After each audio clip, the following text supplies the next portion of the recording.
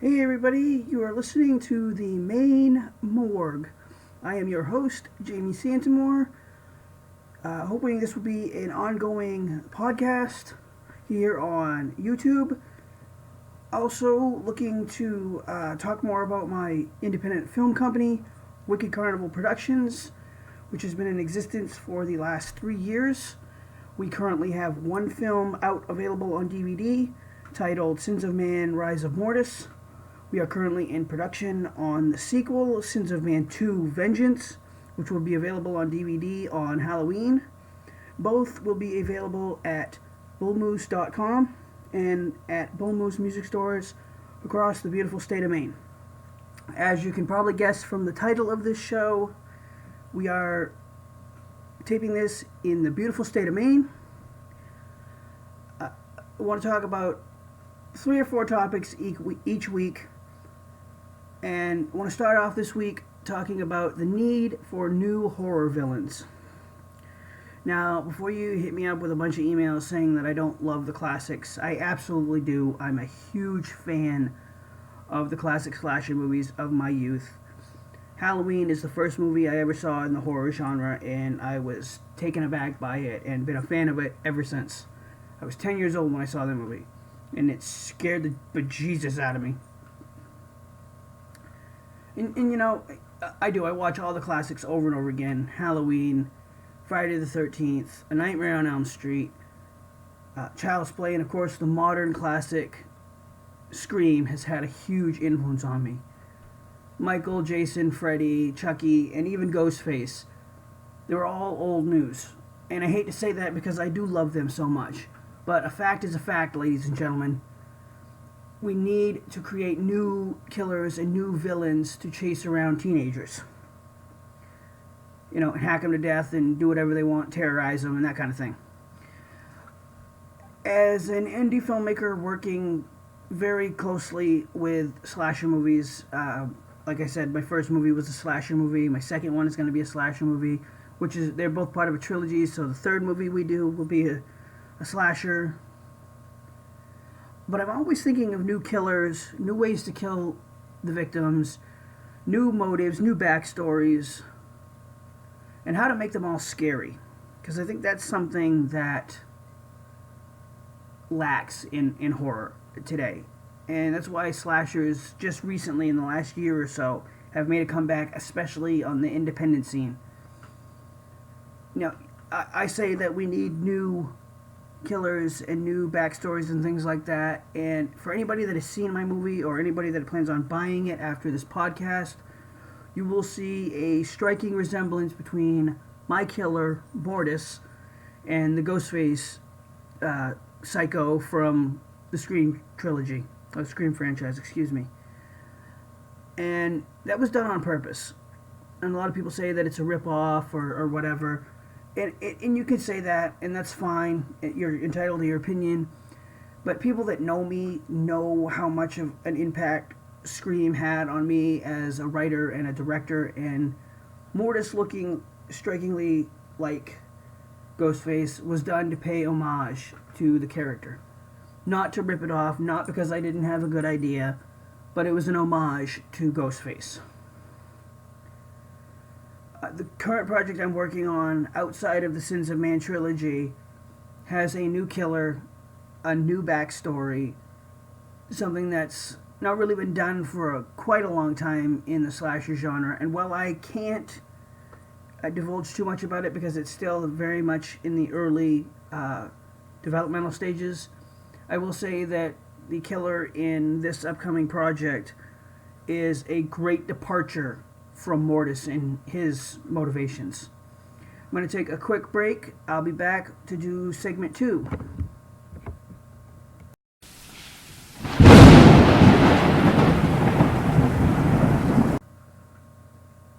Welcome back to the Maine Morgue. Here we're going to talk about, this segment is a little bit of sports. I'm going to come right out and say it. My Braves are horrible this year. My Red Sox are looking pretty good. Steelers look like they may be poised to make a good run this year. My wife's Giants are looking good in the NFC East. The Pittsburgh Penguins won the Stanley Cup this year, so that's pretty cool. And yes, the Cleveland Cavaliers finally won the NBA title. So you can all stop bitching about it. I look at it like this. When the Yankees win a decade between winning World Series, everybody in the Evil Empire's fan base was losing their minds. Then they finally won one, and people stopped talking about it. Now they're in a rut again, so we'll start hearing that chatter. I'll tell you the same thing I get told when I complain about the Braves. Oh, we're in a quote-unquote rebuilding year. Okay, how long is that going to take? In other news, Kevin Durant left the Oklahoma City Thunder to go win a championship, potentially, with the Golden State Warriors. Everyone is up in arms about this, and I agree with it to a point. The man wants to be remembered as a champion, and the only way to do that is to win an NBA championship. It's really that simple.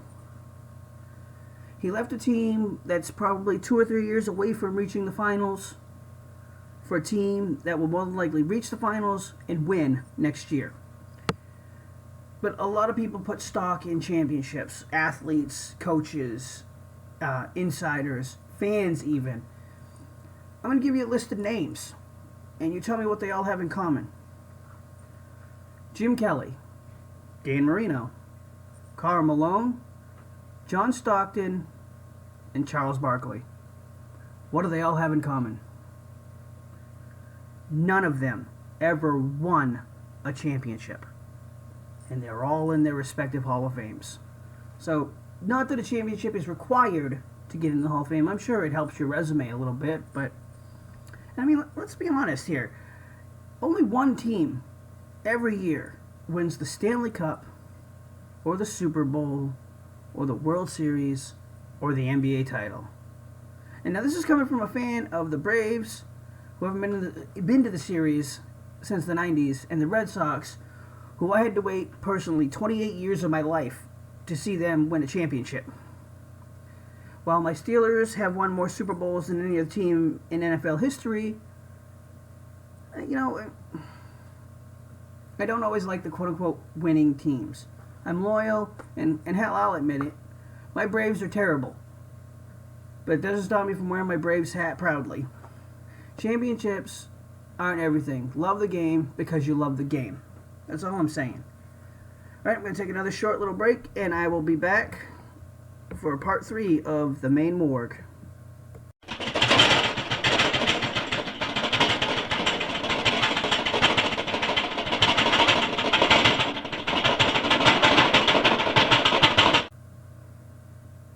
Welcome back to the Maine Morgue.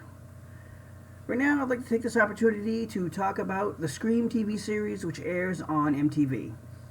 I absolutely love this show.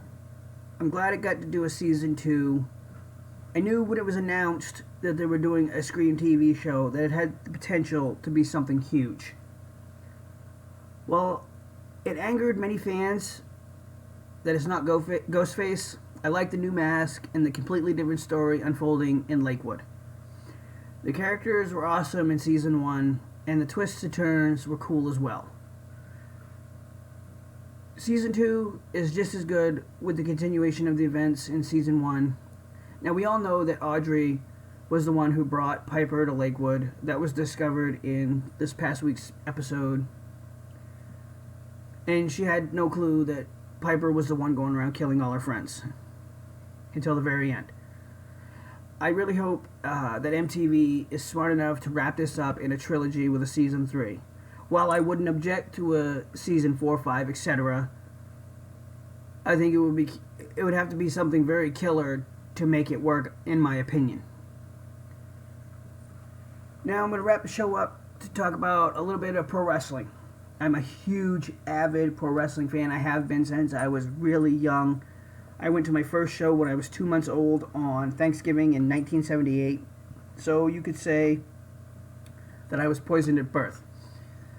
I've been a fan of NWA TNA / Impact Wrestling since day one, and I have never missed a show in the 14 years that they've been around. That being said, when I watched the final deletion of Jeff Hardy, I was really pissed off about it, and I was really upset, and I thought what the fuck is TNA doing putting on a glorified fucking backyard wrestling match on precious airtime for their show? And I hated it. I thought it was dumb. I thought it was corny. But then I watched it a second time. And I thought, wow, this is new. It's fresh. And best of all, it's spoiler free.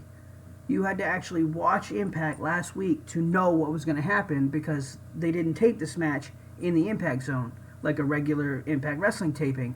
They taped it in Cameron, North Carolina, offset, so nobody was there to spoil it for everybody. And like I said, at first it was dumb, and then I watched it again, and it was brilliant. I'm a huge fan of Impact Wrestling. I like a lot of their wrestlers. And yes, they've let a lot of their wrestlers go and go on to greener pastures in WWE and Ring of Honor. In some cases, return to Ring of Honor. More about that in just a few seconds. To me, one of the biggest stars they have right now, and everybody hates him, is Eli Drake. That guy has charisma on the mic, charisma in the ring, can get it done between the ropes. Another one is Mike Bennett, who, call him the Miracle or not, that's fine. Mike Bennett can get it done in the ring and on the mic, and I hope TNA gives him that opportunity week in and week out, and you guys will eventually see how good he really is. Because as a fan of Ring of Honor, I've known for 3 years how great Mike Bennett is. NXT continues to grow week after week. It'll be interesting to see who gets called up during the draft in a couple of weeks. I have a few names that I'd like to see go to the main roster. Names like American Alpha, Finn Balor, Bayley. I think Bayley could be huge in the women's division on the main roster. Although I'd like to see her get the women's title back in NXT first. So we'll see how that all plays out. Now, Ring of Honor. I watch Ring of Honor week after week after week without fail, because it's the best pro wrestling on the planet. And I separate the pro wrestling of Ring of Honor, from the sports entertainment of WWE and Impact Wrestling. Jay Lethal is their current champion. He has been their champion for just over a year now. Great choice, model champion. Great to be the face of Ring of Honor in terms of press and things like that. He just threw the first pitch out at the Tampa Bay Rays game last week. So I think that's pretty cool for him to be able to do that. To wrap up this week's show, I'm going to talk a little bit about WWE. They have been absolutely fucking amazing since WrestleMania, with the new era starting, and of course SmackDown going live in 2 weeks, or a week from Tuesday. They're just continuing to build the momentum with new stars, new matches, new feuds, and hopefully the brand extension will allow new feuds from guys from NXT to be brought up to the main roster. I would love to see American Alpha challenge the New Day for the tag team titles at some point soon. They just announced, I think it was Thursday or Friday, that Randy Orton will be returning to WWE to take on Brock Lesnar at SummerSlam, which is a huge announcement considering that they have Battleground in 2 weeks. It's a couple weeks after the draft anyways. That's huge to see how they're gonna build that match up with a pay-per-view in between the announcement and the match itself. Whether or not Randy Orton comes back as a babyface or a heel, I don't know, and I don't particularly care at this point, because I think either way, him plugged in the match, either way works. Fans have been wanting to see this match for quite a while, and should be a real barn burner, folks. Wrap this up. Thank you so much for listening to the first edition of the Maine Morgue. If you guys have subjects that you guys want me to talk about, topics, you can email me, themainmorgue@gmail.com. You can find me on Twitter, @themainmorgue, Maine as in the state, M-A-I-N-E. Take care, everybody, and I'll be back next week with another episode of the Maine Morgue.